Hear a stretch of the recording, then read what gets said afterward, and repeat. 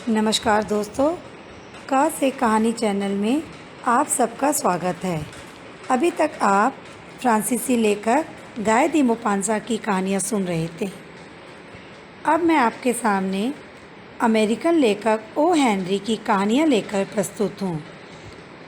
O Henry, जिनका real name William Sydney Potter था, O Henry उनका पेन नेम था। वह इसी नाम से कहानियाँ लिखा करते थे। ओ हेनरी का जीवन बहुत ही दुखी और संघर्षपूर्ण रहा था। उनकी माता को तपेदिक की बीमारी थी। हेनरी खुद भी इस बीमारी से जूझ रहे थे। उनकी पत्नी का भी तपेदिक से इंतकाल हो गया था।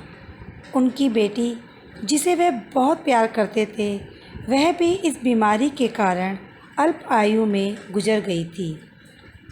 इस कहानी में उनके जीवन की झलक दिखाई देती है। कहानी का शीर्षक अंग्रेजी में द लास्ट लीफ है और हिंदी में इसका शीर्षक आखिरी पत्ता है।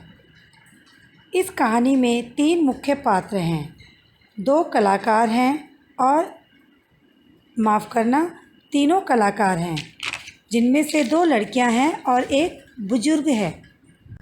उस ज़माने में जबकि तपेदिक का कोई इलाज नहीं था, एक महामारी थी। अब तो इस बीमारी का इलाज है। तो उस समय उनमें से एक लड़की तपेदिक का शिकार हो जाती है। उसके जीने की इच्छा खत्म हो चुकी है। बीमार लड़की खिड़की के बाहर झड़ती हुई पत्तियों को देखती रहती है। उसे आखिरी पत्ती के गिरने का इंतज़ार है। उस आखिरी पत्ते के साथ ही उसका जीवन जुड़ा है। उसे लगता है कि जैसे ही वह पत्ती गिरेगी, वह भी इस दुनिया से चली जाएगी। एक बूढ़ा कलाकार है जो कि एक असफल कलाकार है। उसे अपनी एक उत्कृष्ट पेंटिंग बनानी है। तो दोस्तों, क्या वह लड़की बच जाएगी? क्या बूढ़ा चित्रकार एक उत्कृष्ट पेंटिंग बना पाए? क्या आखिरी पत्ती गिर जाएगी? इन सभी सवालों के जवाब हमें इस कहानी में मिलेंगे। दोस्तों, इस कहानी को पढ़कर ऐसा लगा जैसे लेखक ने ये कहानी मेरे लिए ही लिखी हो, क्योंकि मुझे भी तपेदिक हो गया था और मेरी भी जीने की इच्छा लगभग ख़त्म सी हो गई थी। पर अब इस बीमारी की दवा आ चुकी है और अब मैं बिल्कुल ठीक हूँ और स्वस्थ हूँ, पर मेरे फेफड़े बहुत ही कमज़ोर हो चुके हैं। परंतु मैं उस पत्ती के गिरने का इंतज़ार नहीं कर रही हूँ। मुझे जीना है और मैं जीऊँगी, क्योंकि मुझे और बेहतरीन कहानियाँ सुनानी हैं आपको। तो शुरू करते हैं कहानी। वाशिंगटन चौक के पश्चिम की ओर एक छोटा सा मोहल्ला है, जिसमें टेढ़ी मेढ़ी गलियों के जाल में कई बस्तियां बसी हुई हैं। ये बस्तियां बिना किसी तरतीब के बिखरी हुई हैं। कहीं कहीं सड़क अपना ही रास्ता 2-3 बार काट जाती है। इस सड़क के संबंध में एक कलाकार के मन में अमूल्य संभावना पैदा हुई कि कागज़, रंग और कैनवास का कोई व्यापारी यदि तकादा करने यहाँ आए तो रास्ते में उसकी अपने आप से मुठभेड़ हो जाएगी और उसे एक पैसा भी वसूल किए बिना वापस लौटना पड़ेगा। इस टूटे फूटे और विचित्र ग्रीनविच ग्राम नामक मोहल्ले में दुनिया भर के कलाकार आकर एकत्रित होने लगे। वे सब के सब उत्तर दिशा में खिड़कियाँ, 18वीं सदी के मेहराबे, छत के कमरे और सस्ते किरायों की तलाश में थे। बस छठी सड़क से कुछ कांसे के लोटे और टीन की तश्तरियाँ खरीद लाए और गृहस्थी बसा ली। एक नीचे से मकान के तीसरी मंजिल पर सू और जानसी का स्टूडियो था। एक मेन से आई थी और दूसरी कैलिफोर्निया से। दोनों की मुलाकात 8वीं सड़क के एक अत्यंत सस्ते होटल में हुई थी। दोनों की कला रुचि और खाने पीने की पसंद में इतनी समानता थी कि दोनों के मिले जुले स्टूडियो का जन्म हो गया। यह बात मई के महीने की थी। नवंबर की सर्दियों में एक अज्ञात अजनबी ने, जिसे डॉक्टर लोग निमोनिया कहते हैं, मोहल्ले में डेरा डालकर अपनी बर्फीली उंगलियों से लोगों को छेड़ना शुरू किया। पूर्वी इलाके में तो इस सत्यानाशी ने बीसियों लोगों की बलि लेकर तहलका मचा दिया था, परंतु पश्चिम की तंग गलियों वाले जाल में उसकी चाल कुछ धीमी पड़ गई। मिस्टर निमोनिया स्त्रियों के साथ भी कोई रियायत नहीं करते थे। कैलिफोर्निया की आंधियों से जिसका खून फीका पड़ गया हो, ऐसे किसी दुबली पतली लड़की का इस भीम खाए फुफकारते दैत्य से कोई मुकाबला तो नहीं था। फिर भी उसने झांसी पर हमला बोल दिया। वह बेचारी चुपचाप अपनी लोहे की खाट पर पड़ी रहती और शीशे की खिड़की में से सामने के ईंटों के मकान की कोरी दीवार को देखा करती। एक दिन उसका इलाज करने वाले बूढ़े डॉक्टर ने थर्मामीटर झटकते हुए सू को बाहर के एक बरामदे में बुलाकर कहा, उसके जीने की संभावना रुपए में 2 आना है, और वह भी तब यदि उसकी इच्छा शक्ति बनी रहे। जब लोगों के मन में जीने की इच्छा ही नहीं रहती और वे मौत का स्वागत करने को तैयार हो जाते हैं, तो उनका इलाज धनवंतरी भी नहीं कर सकते। इस लड़की के दिमाग पर भूत सवार हो गया है कि वह अब अच्छी नहीं होगी। क्या उसके मन पर कोई बोझ है? सू बोली, और तो कुछ नहीं, पर किसी रोज़ नेपल्स की खाड़ी का चित्र बनाने की उसकी प्रबल आकांक्षा है। चित्र? मैं पूछ रहा था कि उसके जीवन में कोई ऐसा आकर्षण भी है जिससे जीने की इच्छा तीव्र हो, जैसे कोई नौजवान? बिच्छू के डंक सी चुपती आवाज़ में सू बोली, नौजवान, पुरुष और प्रेम छोड़ो भी। नहीं डॉक्टर साहब, ऐसी कोई बात नहीं है। डॉक्टर बोला, सारी बुराई की जड़ यही है। डॉक्टरी विद्या के अनुसार जो कुछ मुझसे मुमकिन है उसे किए बिना नहीं छोड़ूंगा, पर जब कोई मरीज अपनी अर्थी के साथ चलने वालों की संख्या गिनने लग जाता है, तब दवाइयों की शक्ति आधी रह जाती है। अगर तुम उसके जीवन में कोई आकर्षण पैदा कर सको जिससे वह अगली सर्दियों में प्रचलित होने वाले कपड़ों के फैशन के बारे में चर्चा करने लगे, तो उसके जीने की संभावना कम से कम दूनी हो जाएगी। डॉक्टर के जाने के बाद सू अपने कमरे में गई और उसने रो रो कर कई रुमाल निचोड़ने काबिल कर दिए। कुछ देर बाद चित्रकारी का सामान लेकर वह सीटी बजाती हुई जॉन्सी के कमरे में पहुंची। जॉन्सी चद्दर ओढ़े चुपचाप बिना हिले डुले खिड़की की ओर देखती पड़ी थी।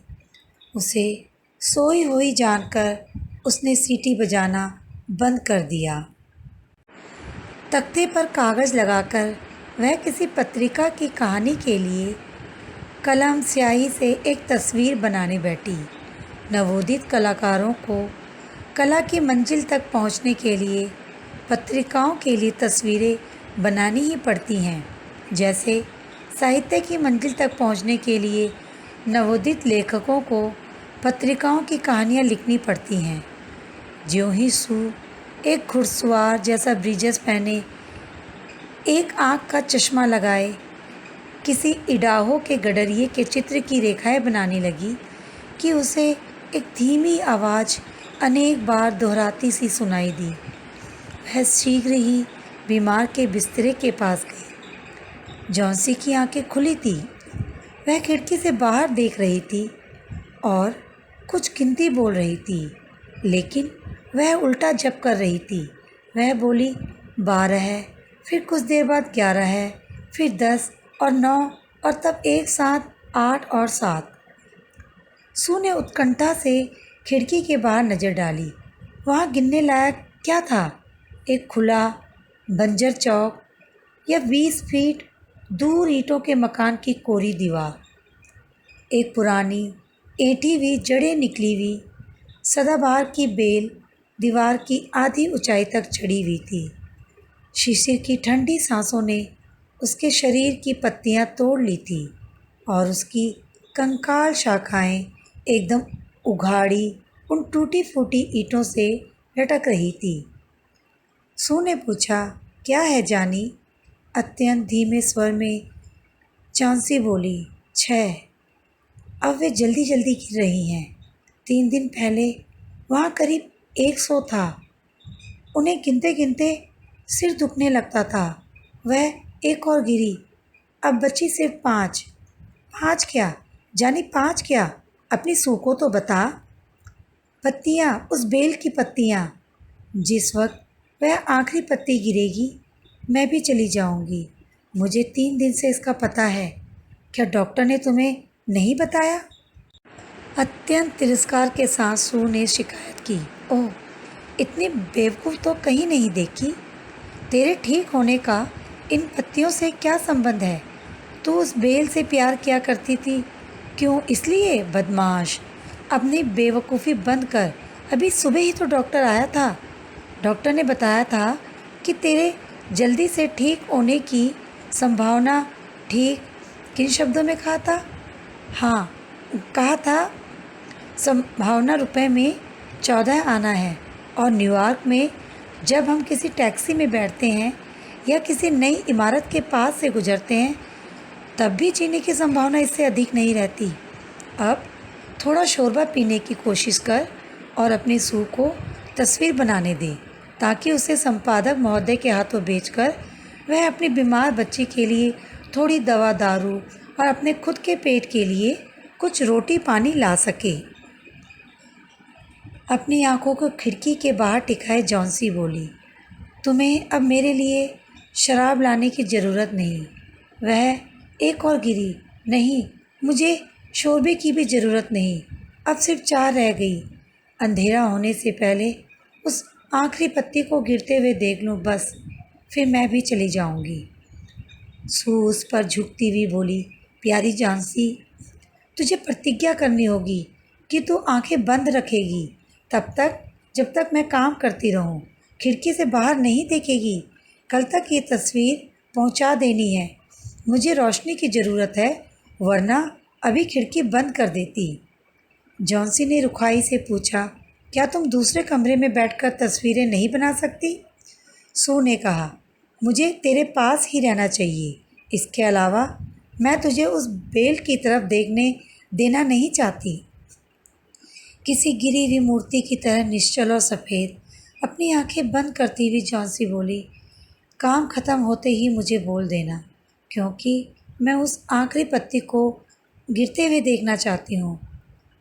अब अपनी हर पकड़ को ढीला छोड़ना चाहती हूँ और उन बेचारी थकी हुई पत्तियों की तरह तैरती हुई नीचे नीचे नीचे चली जाना चाहती हूँ। सू ने कहा, तू सोने की कोशिश कर। मैं खान में मज़दूर का मॉडल बनाने के लिए उस बेहरमैन को बुला लाती हूँ। अभी 1 मिनट में आई। जब तक मैं नहीं लौटूँ तू हिलना मत। बूढ़ा बेहरमैन उनके नीचे ही एक कमरे में रहता था। वह भी चित्रकार था। उसकी उम्र 60 साल से अधिक थी। उसकी दाढ़ी माइकल एंजेलो की तरह, तस्वीर के मौजिस की दाढ़ी की तरह किसी बदशक्ल बंदर के सिरे से किसी भूत के शरीर तक लहराती मालूम पड़ती थी। बेहरमैन एक असफल कलाकार था। 40 वर्षों से वह साधना कर रहा था, लेकिन अभी तक अपनी कला के चरण को छू भी नहीं सका था। वह हर तस्वीर को बनाते समय यही सोचता कि यह उसकी उत्कृष्ट कृति होगी, पर कभी भी वैसा नहीं बना पाता। इधर कई वर्षों से उसने व्यावसायिक या विज्ञापन चित्र बनाने के सिवाय यह धंधा ही छोड़ दिया था। वह उन नवयुवक कलाकारों के लिए मॉडल बनकर जो किसी पेशेवर मॉडल की फीस नहीं चुका सकते थे, वह आजकल अपना पेट भरता था। वह ज़रूरत से ज़्यादा शराब पी लेता और अपनी उत्कृष्ट कृति के विषय में बकवास करता जिसके सपने वह संजोता था। वैसे वह बड़ा खूंखार बूढ़ा था जो नम्र आदमियों की जोरदार मजाक उड़ाता और अपने को इन दोनों जवान कलाकारों का पहरेदार कुत्ता समझा करता। सू ने बेहरमैन को अपने अंधेरे अड्डे में पड़ा पाया। उसमें से बेर की गुठलियों की सी गंध आ रही थी। वह कोने में एक कोरा कैनवास खड़ा था। एक कोने में वह एक कोरा कैनवास खड़ा था जो उसकी उत्कृष्ट कलाकृति की पहली रेखा का अंकन पाने की 25 वर्षों से बाट जो रहा था। उसने बूढ़े को बताया कि कैसे जॉन्सी उस पत्तों के साथ अपने पत्ते जैसे कोमल शरीर का संबंध जोड़कर उनके समान बह जाने की भयभीत कल्पना करती है और सोचती है कि वह उसकी पकड़ संसार पर ढीली हो जाएगी। बूढ़े बेहरमैन ने इन मूर्ख कल्पनाओं पर गुस्से से आंखें निकालकर अपना तिरस्कार व्यक्त किया। वह बोला, क्या कहा? क्या अभी तक दुनिया में ऐसे मूर्ख भी हैं जो सिर्फ इसलिए कि एक उखड़ी हुई बेल से पत्ते झड़ रहे हैं अपने मरने की कल्पना कर लेते हैं? मैंने तो ऐसा कहीं नहीं सुना। मैं तुम्हारे जैसे बेवकूफ़ पागलों के लिए कभी मॉडल नहीं बन सकता। तुमने उसके दिमाग में इस बात को घुसने ही कैसे दिया? अरे बेचारी जॉन्सी, सू ने कहा, वह बीमारी से बहुत कमज़ोर हो गई है और बुखार के कारण ही उसके दिमाग में ऐसी अजीब अजीब कलुषित कल्पनाएं जाग उठी हैं। अच्छा बूढ़े बेहरमैन, तुम अगर मेरे लिए मॉडल नहीं बनना चाहते हो तो मत बनो। बेहरमैन चिल्लाया, तू तो लड़की की लड़की ही रही। किसने कहा कि मैं मॉडल नहीं बनूंगा? चल, मैं तेरे साथ चलता हूँ। आधे घंटे से यही तो झिक कर रहा हूँ कि भाई चलता हूँ। लेकिन एक बात कहूँ, यह जगह जॉन्सी जैसी अच्छी लड़की के मरने लायक नहीं है। किसी दिन जब मैं अपनी उत्कृष्ट कलाकृति बना लूँगा तब हम सब यहाँ से चलेंगे, समझी? हाँ। जब वे लोग ऊपर पहुँचे तो जॉन्सी सो रही थी। सू ने खिड़कियों के पर्दे गिरा दिए और बेहरमैन को दूसरे कमरे में ले गई। वहाँ से उन्होंने भयभीत दृष्टि से खिड़की के बाहर उस बेल की ओर देखा। फिर उन्होंने बिना एक शब्द बोले एक दूसरे की ओर देखा। अपने साथ बर्फ़ लिए हुए ठंडी बरसात लगातार गिर रही थी। एक केतली को उल्टा करके उस पर नीली कमीज में बेहरमैन को बिठाया गया, जिससे चट्टान पर बैठे हुए किसी खान के मज़दूर का मॉडल बन जाए। 1 घंटे की नींद के बाद जब दूसरे दिन की सुबह सू की आँख खुली तो उसने देखा कि जॉन्सी जड़ होकर खिड़की के हरे पर्दे की ओर आंखें फाड़कर देख रही है। सुरसुराहट के स्वर में उसने आदेश दिया, पर्दे उठा दे, मैं देखना चाहती हूँ। विवश होकर सू को आज्ञा माननी पड़ी। लेकिन यह क्या? रात भर वर्षा, आंधी तूफान और बर्फ़ गिरने पर भी ईंटों की दीवार से लगी हुई उस बेल में एक पत्ती थी। अपने डंठल के पास कुछ गहरी हरी, लेकिन अपने किनारों के आसपास थकावट और झड़ने की आशंका लिए वह पीली पीली वह पत्ती ज़मीन से कोई 20 फुट ऊंची अभी तक अपनी डाली से लटक रही थी। जॉन्सी ने कहा, यह आखिरी है। मैंने सोचा था कि यह रात में ज़रूर ही गिर जाएगी। मैंने तूफ़ान की आवाज़ सुनी। खैर कोई बात नहीं, यह आज गिर जाएगी और उसी समय मैं भी मर जाऊंगी।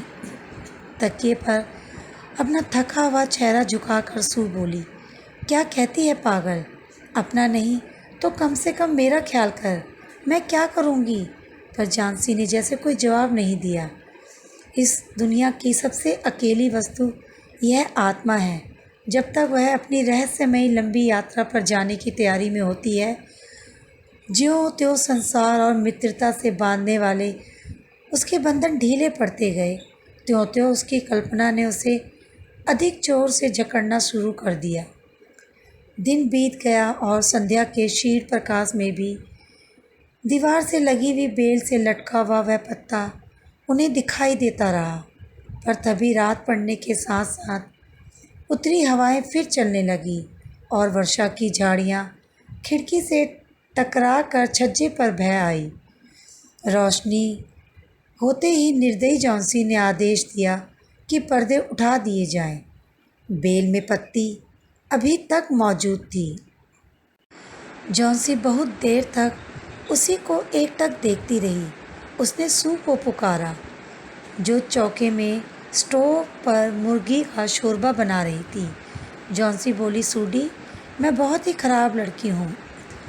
कुदरत की किसी शक्ति ने उस अंतिम पत्ती को वहीं रोककर मुझे यह बता दिया कि मैं कितनी दुष्ट हूँ। इस तरह मरना तो पाप है।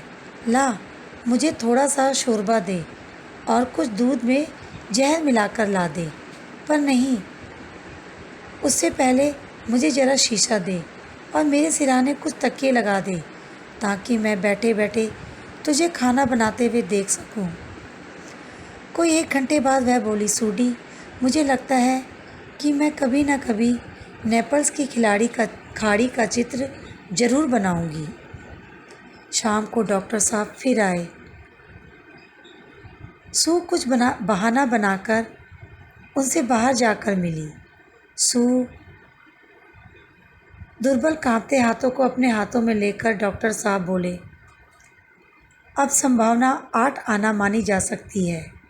अगर परिचर्या अच्छी हुई तो तुम जीत जाओगी। और अब मैं नीचे की मंजिल पर एक दूसरे मरीज को देखने जा रहा हूँ। क्या नाम है उसका? बेहरमैन। शायद कोई कलाकार है। निमोनिया हो गया है। अत्यंत दुर्बल और बुरा आदमी है और झपट जोर की लगी है। बचने की कोई संभावना नहीं। आज उसे अस्पताल भिजवा दूंगा, वहाँ आराम ज़्यादा मिलेगा। दूसरे दिन डॉक्टर ने सू से कहा, जॉन्सी, अब खतरे से बाहर है। तुम्हारी जीत हुई। अब तो सिर्फ पथ्य और देखभाल की ज़रूरत है। उस दिन शाम को सू जॉन्सी के पलंग के पास आकर बैठ गई। वह नीली ऊन का एक बेकार सा गुलबंद निश्चित होकर बूंद रही थी। उसने तकिए के उस ओर अपनी बाह सू के गले में डाल दी। सू बोली, मेरी भोली बिल्ली, तुझसे एक बात कहनी है। आज सुबह अस्पताल में मिस्टर बेहरमैन की निमोनिया से मृत्यु हो गई। वह सिर्फ 2 रोज़ बीमार रहा।